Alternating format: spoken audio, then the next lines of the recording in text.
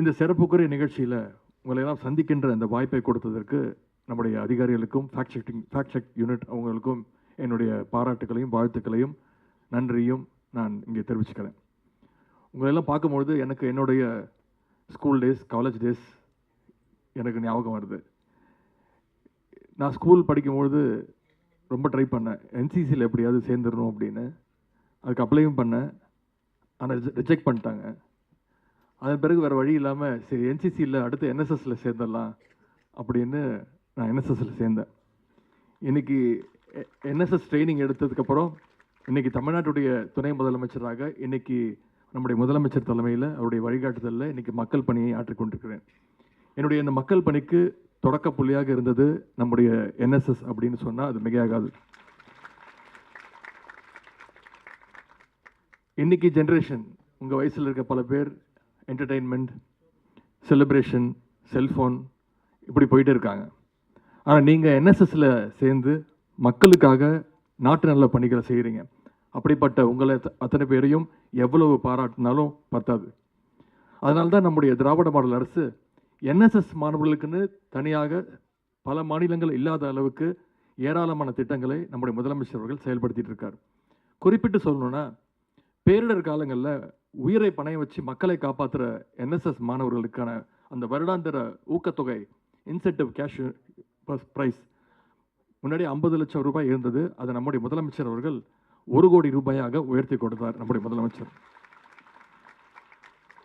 அதே மாதிரி இங்கே வந்திருக்கக்கூடிய அனைத்து என்எஸ்எஸ் மாணவர்களுக்கும் தெரியும், முன்னெல்லாம் 3 வருடங்களுக்கு முன்பு குடியரசு தின பரேட் டெல்லியில் நடக்கும். அதுக்கு ஒவ்வொரு முறையும் ட்ரெயினில் தான் போயிட்டு வருவாங்க. பல முறை நான் என்எஸ்எஸ் மாணவர்களை சந்திக்கும் பொழுது அவங்க சொல்லுவாங்க, சார் மற்ற ஸ்டேட்லேருந்தெல்லாம் வந்துடுறாங்க சார், ட்ரெயினில் பக்கத்தில் டெல்லிக்கு வந்துடுறாங்க, நாங்கள் தமிழ்நாட்டிலேருந்து இங்கேருந்து போகிறதுக்கு ஒரு 3 நாள், வரத்துக்கு ஒரு 3 நாள், 6 நாள் ட்ராவலிங்லேயே எங்களுக்கு போயிடுது சார், டயர்டாகிடுது அப்படின்னு சொன்னாங்க. இதை நான் முதலமைச்சருடைய கவனத்துக்கு எடுத்துகிட்டு போனேன். முதலமைச்சர் அவர்கள் உடனே ஒரு ஆர்டர் பாஸ் பண்ணாங்க. என்னென்னா, இனி தமிழ்நாட்டு என்எஸ்எஸ் மாணவர்கள் ட்ரெயினில் டெல்லிக்கு போக தேவையில்லை, அத்தனை பேருக்கும் தனியாக ஃப்ளைட்டில் டிக்கெட் போட்டு ரிப்பப்ளிக் டேயில் அவங்க அத்தனை பேரும் ஃப்ரெஷ்ஷாக தங்களுடைய முழு ஸ்ட்ரென்த்தையும் காட்டணும் அப்படின்னு முதலமைச்சர் அவர்கள் அந்த உத்தரவு போட்டாங்க. அதனால தான் நம்முடைய முதலமைச்சருடைய உத்தரவுனால தான் இன்றைக்கி கடந்த சில ஆண்டுகளாக நீங்கள் ஃப்ளைட்டில் போய் அந்த ரிப்பப்ளிக் டே பரேடில் கலந்துக்கிட்டு மிகப்பெரிய சாதனைகளை எல்லாம் செஞ்சுட்டு வரீங்க. அதே மாதிரி உங்களுக்கு என்எஸ்எஸில் எவ்வளவோ பயிற்சிகள் வழங்கப்பட்டு வருது. ஆனால் இன்றைக்கி உங்களுக்கு இந்த 3 நாட்களுக்கும் உங்களுக்கு கொடுக்கப்பட்டிருக்கக்கூடிய அந்த பயிற்சி மிக மிக முக்கியமானது அப்படின்னு நீங்கள் இந்த 2 என்எஸ்எஸ் வாலண்டியர்ஸ் பேசும்போது அவங்க பேசுகிற விஷயத்தை வச்சு நீங்கள் புரிஞ்சுருப்பீங்க. சோஷியல் மீடியாவில் இன்றைக்கி பெருகி வர காலம், அனைத்துமே இன்டர்நெட், அனைத்துமே சோஷியல் மீடியா ஆயிடுச்சு, சமூக வலைதளம் ஆயிடுச்சு. அதில் மிகப்பெரிய அளவில் பொய் செய்திகளும் வதந்திகளும் பல பேர் பரப்பிட்டு இருக்காங்க. ஒரு உண்மை எவ்வளோ சீக்கிரம் போய் சேருதோ அதை விட 2 மடங்கு 3 மடங்கு ஸ்பீடாக ஒரு பொய் செய்தி போய் ஈஸியாக மக்கள்கிட்ட போய் சேர்ந்துடும்.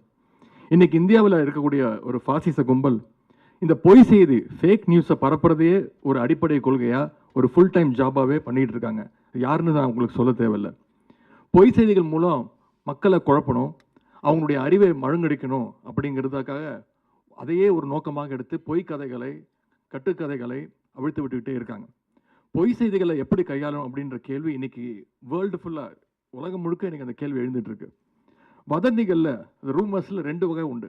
ஒன்று மிஸ்இன்ஃபர்மேஷன், இன்னொன்று டிஸ்இன்ஃபர்மேஷன்.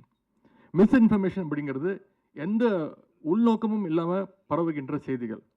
ஆனால் இந்த டிஸ்இன்ஃபர்மேஷன் அப்படிங்கிறது திட்டமிட்டு பிளான் பண்ணி ஒரு உள்நோக்கத்தோடு பரப்பப்படுகின்ற அந்த பொய் செய்தி. மிஸ்இன்ஃபர்மேஷனை விட டிஸ்இன்ஃபர்மேஷன் மிக மிக ஆபத்தானது.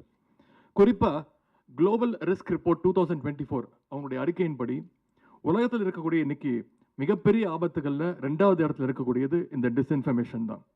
இன்னைக்கு 2வது இடத்துல டிஸ்இன்ஃபர்மேஷன் இருக்கலாம்.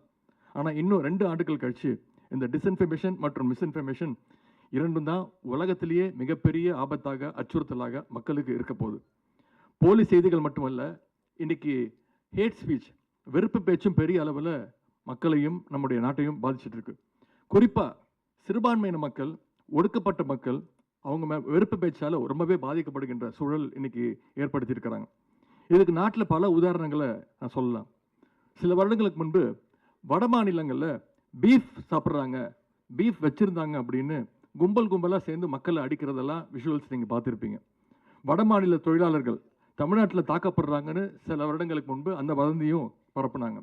உடனே பீகார்லேருந்து நம்முடைய முதலமைச்சர் அவர்கள் என்ன பண்ணாருன்னா, அங்கே இருக்கக்கூடிய ஆஃபீஸர்ஸ் எல்லாம் வர வச்சு வட மாநில தொழிலாளர்கள் இருக்கிற இடங்களுக்கெல்லாம் அவங்கள அனுப்பிச்சு அரசு சார்பாக அவங்கள கொண்டு போய் காட்டணும். அவங்கெல்லாம் பாதுகாப்பாக இருக்காங்க, அவங்களுக்கு எந்த விதமான டிஸ்டர்பன்ஸும் இல்லை அப்படிங்கிறத உறுதி செஞ்சாங்க.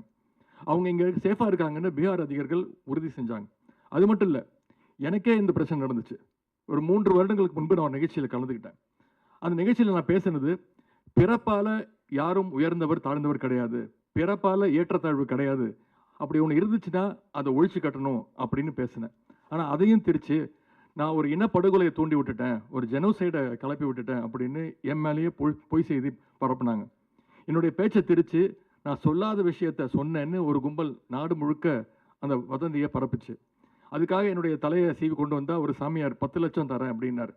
இன்னொரு சாமியார் அதுக்கு போட்டி போட்டுட்டு உதயநிதி தலையை சீவி கொண்டு வந்தால் நான் 10 லட்சம் இல்லை 1 கோடி தரேன் அப்படின்னு என்னுடைய தலைக்கு விலை பேசினாங்க.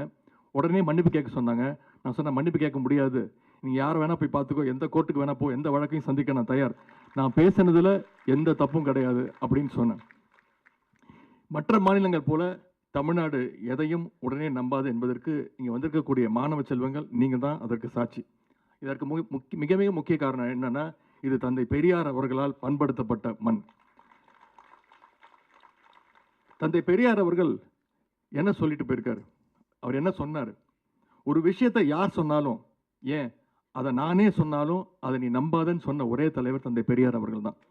தலைவர்கள்லாம் என்ன சொல்லுவாங்க, பொய்யான விஷயத்தை கூட சொல்லி இதை நீங்கள் நம்பணும் அப்படின்னு சொல்லுவாங்க. ஆனால் தந்தை பெரியார் அவர்கள் ஒரு பொய்யான விஷயத்தை யார் சொன்னாலும், ஏன் அதை நானே சொன்னாலும் நம்பாதன்னு சொன்ன ஒரே தலைவர் தந்தை பெரியார் அவர்கள்.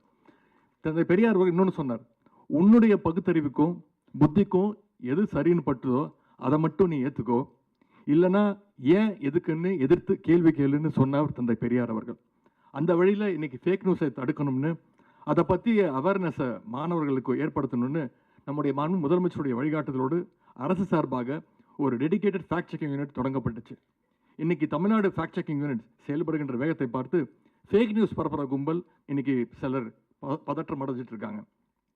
கடந்த ஆண்டுகளை விட சமீப காலமாக ஃபேக் நியூஸ் பரவுறது தமிழ்நாட்டில் இன்னைக்கு மிகவும் குறைஞ்சிட்டு இருக்கு. அது அடியோடு நிப்பாட்டப்படணும். அதுக்கு ஃபேக்ட் செக் யூனிட்டுக்கு என்னுடைய பாராட்டுக்கள், என்னுடைய வாழ்த்துக்களை உங்கள் சார்பாக தெரிவிச்சுக்கிறேன். ஃபேக் நியூஸை எப்படி ஹேண்டில் பண்ணுறதுன்னு ஸ்டூடெண்ட்ஸ், கவர்மெண்ட் அஃபீஷியல்ஸ், ப்ரொஃபஸர்ஸ்னு இந்த 3 ஆண்டுகளில் கிட்டத்தட்ட 47,000 பேருக்கு ட்ரைனிங் கொடுக்கப்பட்டிருக்கு. அதோட கண்டினியூஷனை தான் இன்னைக்கு இந்த ஒர்க் ஷாப் நடத்தப்பட்டிருக்கு. இந்த ஒர்க் ஷாப்பில் கலந்துக்கிற நீங்கள், உங்களுடைய நண்பர்கள், உங்களுடைய குடும்பத்தினர், உங்களுக்கு தெரிஞ்சவங்க கிட்டலாம் இதை பற்றி பேசணும். இனிமேல் நீங்கள் ஃபேஸ்புக், இன்ஸ்டாகிராம், ட்விட்டர் இதெல்லாம் போனீங்கன்னா அதில் வர ரீல்ஸ் அதெல்லாம் பார்த்துட்டு எது ரீல் எது ரியல் அப்படிங்கிறத நீங்கள் பகுத்தறிஞ்சு யோசிக்கணும். முக்கியமாக நீங்கள் எல்லாரும் ஃபேக் நியூஸை வீழ்த்துற அந்த வாரியர்ஸாக களத்தில் நிற்கணும், செயல்படணும்னு கேட்டுக்கிறேன். உங்கள் அத்தனை பேருக்கும் என்னுடைய வாழ்த்துக்களை நான் தெரிவிச்சுக்கிறேன். பொய்கள் வீழட்டும், உண்மை ஓங்கட்டும், பொய் செய்தியற்ற சமூகத்தை அமைப்போன்னு சொல்லி இந்த வாய்ப்புக்கு நன்றி கூறி விடைபெறுகின்றேன். நன்றி, வணக்கம்.